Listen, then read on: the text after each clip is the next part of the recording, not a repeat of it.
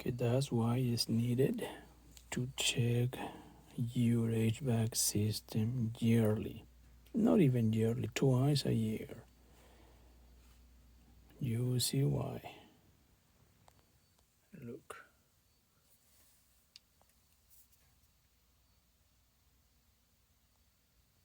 Look the condition of this breaker.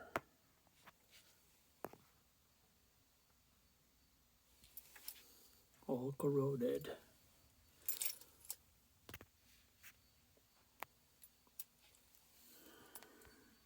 Here is really bad.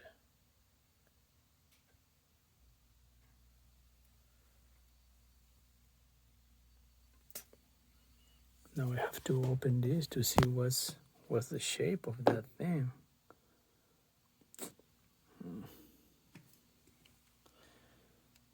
Right.